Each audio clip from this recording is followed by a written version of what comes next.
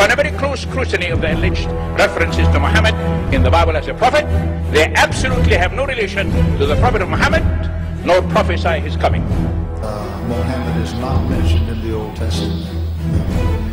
Muhammad is not mentioned anywhere from Genesis to Revelation. Muhammad is God's true messenger. That's a joke.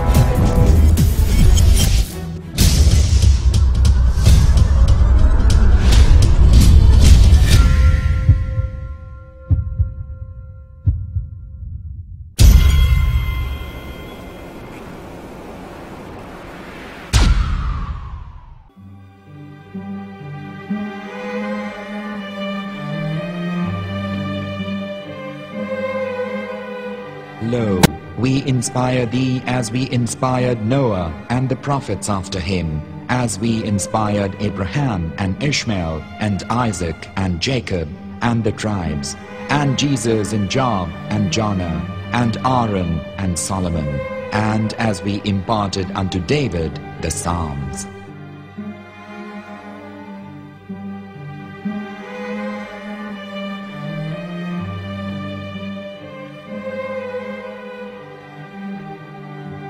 The verse we've just heard is from chapter 4 of the Quran. In the verse, God is affirming to humanity that Muhammad is indeed the recipient of a divine guidance, just as Noah, Abraham, and the rest of the prophets. However, some Christians and Jews today don't believe that Muhammad was a prophet and the covenant that God made with Abraham.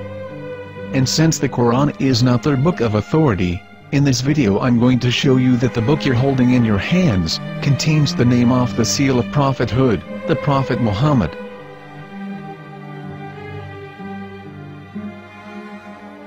As known, the Old Testament was preserved in the Hebrew language. In the 5th chapter of the Shir HaShirim, which is one of the 5 Megillat or sacred scrolls that are part of the Hebrew Bible, or for short the Song of Solomon, as Christians know it today. That chapter is discussing someone. Jews will say it is discussing Solomon, while Christians will say it is discussing Jesus. Considering this is the Songs of Solomon, it would seem logical that it is discussing Solomon. The verses, describing this mystery man, have the narrator's speech conjugated in the feminine, meaning it is a woman who is describing this man. So it is possible that it is one of Solomon's wives discussing her husband Solomon. However, Christians assert that Jesus is being discussed, and that the chapter is describing a man who was not yet alive at that point. A prophecy.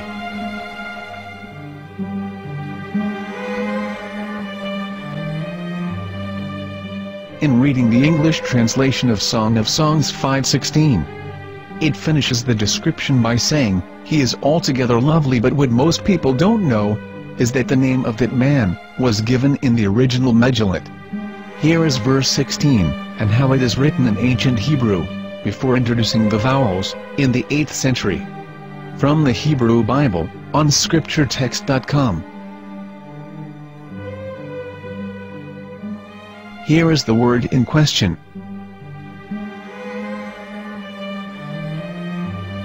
This word is made of 4 letters. Mem, Het, Mem, Dalet.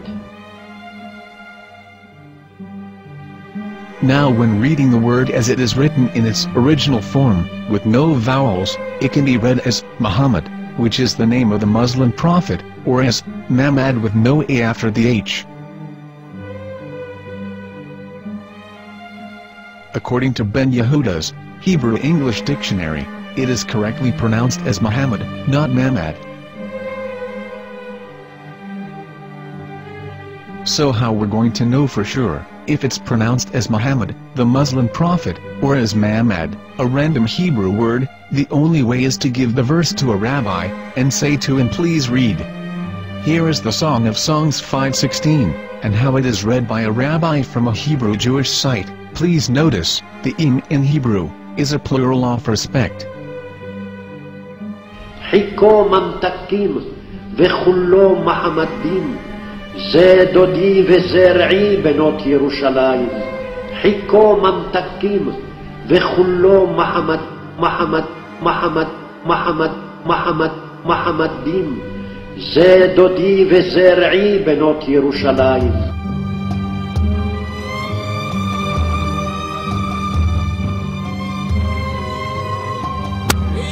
Coming out from the darkness, there are no other gods but God, and Muhammad is his messenger.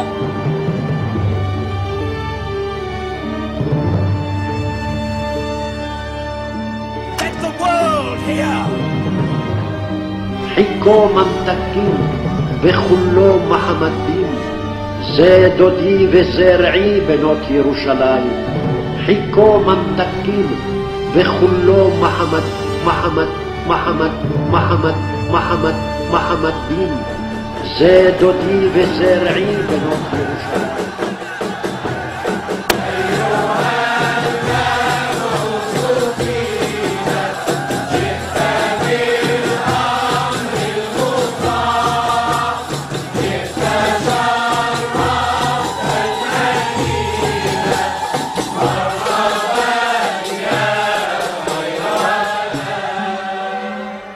Here is the famous SDL translation tool, which includes a professional human translation, as well as an online translation. We're going to copy our Hebrew word of the Song of Songs, directly from the Jewish site. It's the same site, where you can hear the rabbi reading the verse in Hebrew. All links are in the description, so, we're going to copy the word and paste it, and ask, please translate. Are they going to translate the meaning of the name of that person? As the Bible translators did. Which is the praised and the lovely one, or are they going to keep the name as it is? Well, see it yourself. Here is the World Lingo translator. The result is the same. It's Muhammad. You have no right. You have no right to translate names of people. Anybody. Your name should be retained. Mr. Black is Mr. Black, though he's white. You have no right to translate names of people. But they have been doing that. Muhammad ibn, they translated as altogether lovely. But the word Muhammad is there in the Hebrew language. The word Muhammad is there in the Hebrew language.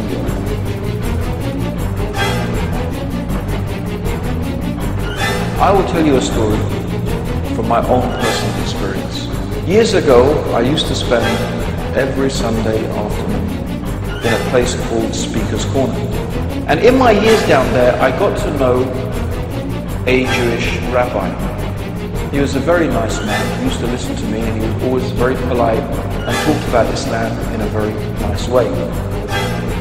And one day during one of our conversations after some years, I thought that it was about time I should invite him to Islam. So I said to him, you know, my friend, we have been talking now for many years, and even you have admitted to me that Muhammad is a prophet. So why then do you not embrace Islam? He said to me, we Jews will never change our religion. I said, but half of the rabbis of Medina became Muslim. He said, that is true, but still, we Jews never change our religion. I thought, what can I say to him? He looked at me and said, listen to me, my friend. God sent to us a prophet Moses, and we didn't even listen to him. Do you think we're going to listen to another prophet after him? From another tribe? From another people? When he said that, I had nothing left to say. He knew that Muhammad was a prophet. In fact, another rabbi also came up to me and he said to me, we know Muhammad is a prophet, and he quoted to me a passage from the Bible.